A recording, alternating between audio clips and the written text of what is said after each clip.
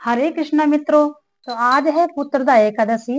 आज हम पुत्रदा एकादशी व्रत की कथा पढ़ेंगे तथा जो भी भक्त पुत्रदा एकादशी का व्रत करता है उसकी भगवान नारायण सभी मनोकामनाओं को पूर्ण करते हैं।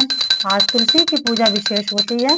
तुलसी की पूजा आज सभी को करना है और इस बात का ध्यान रखिए कि पुत्रदा एकादशी जैसा इस एकादशी का नाम है वैसा ही इस एकादशी का प्रभाव है।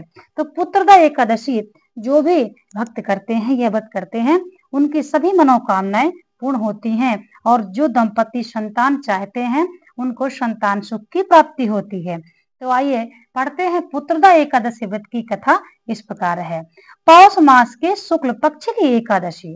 पौष मास के शुक्ल पक्ष की एकादशी को पुत्रदा एकादशी के नाम से जानते हैं। भगवान कृष्ण बोले, हे धर्मपुत्र, पौष मास के शुक्ल पक्ष की एकादशी का नाम पुत्रदा है। पुत्र की कामना पूरी करने वाली इसके महात्म्य की कथा इस प्रकार है। विशेष यह एकादशी है जो पुत्र की कामना को पूर्ण करती है। जिसके पुत्र नहीं है वह यह व्रत को करता है तो उसको भगवान की कृपा से पुत्र की प्राप्ति अवश्य होती है। ऐसा स्वयं भगवान श्री कृष्ण जी कह रहे हैं। एक समय भद्रावती नगरी में एक संकेत मान राजा राज्य करता था। उसके स्त्री का नाम सव्या था। विश्व विभूतियों से भवन भरा था। द्वार पर चिंतामणियों का प्रकाश था, परंतु राजा की आंखों में अंधेरा सा प्रतीत होता था, कारण कि उसके पुत्र नहीं था और वह स्वर्ग के सुखों को नरक समान कहता था। चाहे कितना भी हमारे पास धन भरा हो, कुछ भी हो, परंतु संतान सभी दंपति चाहते हैं और भगवान संतान सभी को दे। जो भी भक्त इस कथा को आज सुन रहे हो, भगवान जिस भी दंपति की संतान ना हो तो भगवान नारायण कृपा से उसकी संतान अवश्य हो। द्वार पर चिंतामणियों का प्रकाश था, परंतु राजा की आंखों में अंधेरा सा प्रतीत होता था, कारण कि उसके पुत्र नहीं था और वह स्वर्ग के सुखों को नरक के समान कहता था। पुत्रेष्टि यज्ञ हजारों किए परंतु सफल एक ना हुआ। देवताओं को लाखों प्रणाम किए, आशीर्वाद एक भी ना मिला। बेचारा हार गया और बुरे बुरे विचार करने लगा। क्या करूं, विष खा लूं और भूत बन जाऊं तो अच्छा होगा। अब राजा के मन में तरह तरह के विचार आने लगे, परंतु यह चिंता अच्छी नहीं। फिर विचार करने लगा कि आत्मघात करना महापाप है, आत्महत्या कभी नहीं करना चाहिए।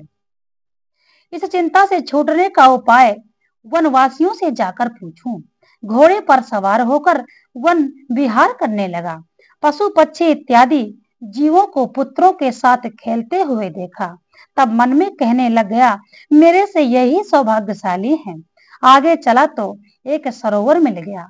उसमें मछलियां, मेढक इत्यादि संतानों के साथ निवास कर रही थी। विचार आया कि मेरे से तो यही अच्छे हैं।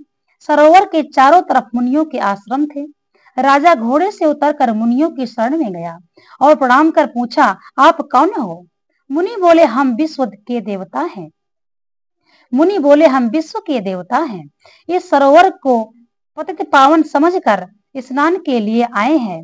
आज पुत्रदा एकादशी है। आज पुत्रदा एकादशी का पर्व है जो पुत्र की इच्छा पूर्ण करती है। राजा बोला, क्या यह दिव्य फल मुझे भी व्रत करने से मिल जाएगा? विश्वदेव बोले, हमारी बात सत्य होगी, परीक्षा करके देख लो। राजा ने श्रद्धा से पुत्रदा एकादशी का व्रत कर रात्रि को जागरण किया। प्रातः उठकर भवन को चला गया और 9 मास के बाद उसके पुत्र उत्पन्न हुआ। राजा के दिल को धैर्य मिला, पितरों भी प्रसन्न हो गए। इस कथा को सुनने से ही स्वर्ग मिलता है। एकादशी की कथा जो भी भक्त सुनते हैं उनको सुनने से भी फल मिलता है। एकादशी व्रत की कथा सुनने मात्र से ही अश्वमेध यज्ञ का फल मिलता है। तो एकादशी का व्रत आप सभी करें और जागरण यानी संकीर्तन अवश्य करें। जिस दिन एकादशी है उस दिन नास्तिक व्यक्तियों से बात नहीं करना चाहिए, किसी के आत्मा को दुख नहीं पहुंचाना चाहिए, जीवों को नहीं परेशान करना चाहिए, तथा जहां तक अपनी पूरी कोशिश हो कि दूसरे को हम सुख पहुंचा सके। भगवान राम ने वाल्मीकि ऋषि से प्रश्न किया, हे गुरुदेव, इस संसार में सबसे बड़ा पाप क्या है और सबसे बड़ा पुण्य क्या है? तब ऋषि कहते हैं, हे राम, इस संसार में सबसे बड़ा पाप है किसी को दुख पहुंचाना और सबसे बड़ा पुण्य है किसी को सुख पहुंचाना। तो यह जरूरी नहीं है कि हमारे पास धन नहीं है तो हम पुण्य नहीं कर सकते हैं। हमारे पास भगवान ने 2 हाथ दिए हैं, इन हाथों से हम जीवों की रक्षा कर सकते हैं। अपने माता पिता की बुद्धों की सेवा करें। बूढ़ों का दिल कभी नहीं दुखाना चाहिए, क्योंकि इस पृथ्वी पर भगवान माता पिता के रूप में भगवान है। इसीलिए इस बात का ध्यान रखें और एकादशी के दिन इस बात का ध्यान रखें कि बेवजह बात नहीं करना चाहिए, गलत संगत में नहीं जाना चाहिए और गलत संग के व्यक्तियों से बात नहीं करना चाहिए। अपना एकादशी की व्रत की कथा पढ़ें, अपना पूजन करें और पूजन करके भगवान का पूजन करने के पश्चात जो भी समय आपके पास बचे आप भगवान के नाम पर इसको बिताइए। तो कथा पढ़ने के बाद भगवान का नाम, भगवान के 12 अक्षर का जो मंत्र है उसका आपको जप अवश्य करना है। तो हम बताए दे रहे हैं, इस मंत्र को आप पूरा दिन जप करिए और रात्रि में भी करिए। ओम नमो भगवते वासुदेवाय। ओम नमो भगवते वासुदेवाय। ओम नमो भगवते वासुदेवाय। ओम नमो भगवते वासुदेवाय। इस प्रकार से आपको भगवान के इस मंत्र का अवश्य जाप करना चाहिए।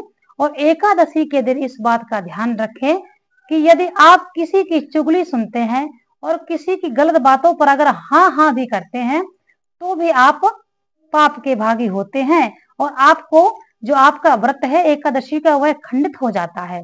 तो इसीलिए यदि आप जानते हैं कि वह व्यक्ति गलत है और आपने उससे भूल से बात कर ली तो तुरंत अपने घर में आकर स्नान करें और सूर्य भगवान को जल देकर नारायण भगवान के सामने क्षमा मांगे और माता तुलसी के सामने क्षमा मांगे। इस प्रकार से अपना ध्यान रखें। एकादशी व्रत के कुछ महत्व है, कुछ नियम है जिनको पालन करना अनिवार्य है।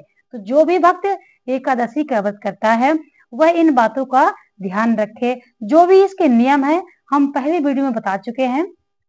एकादशी भगवान नारायण के शरीर से उत्पन्न हुई है, इसीलिए भगवान नारायण की इसमें पूजा होती है और एकादशी प्रसन्न रहते हैं। और भगवान नारायण की जो कोई पूजा करता है, एकादशी का व्रत करता है, वह मोक्ष प्राप्त कर लेता है। तो जब भी हम भक्त पूजा करते हैं भगवान की तो धन दौलत तो इस लोक के लिए हम कामना करते हैं, परंतु बिना मांगे तो भगवान हमारा परलोक सुधारते हैं। इसीलिए निष्काम भाव से पूजा करनी चाहिए हर समय भगवान से। भगवान ने हमको कितना क्या नहीं दिया है, भगवान ने तो हमको औलाद दी है, भगवान ने हमको धन संपदा दिया है, इसलिए भगवान से क्या मांगना है। और भगवान तो हमारे हृदय में रहते हैं और जो भी हमारे हृदय में चिंताएं चलती रहती हैं भगवान तो सभी जानते हैं। हमारा हृदय ही भगवान का सबसे अच्छा मंदिर है। तो अपने हृदय में जो गलत धारणाएं हैं वह बाहर निकालिए और अच्छी धारणाओं को अपने हृदय में बैठाकर भगवान को अपने हृदय में ध्यान करिए। सबसे अच्छा मंदिर जो है मनुष्य का हृदय ही है। तो इसी बात पर बोलिए भगवान नारायण, श्रीमन नारायण भगवान की जय।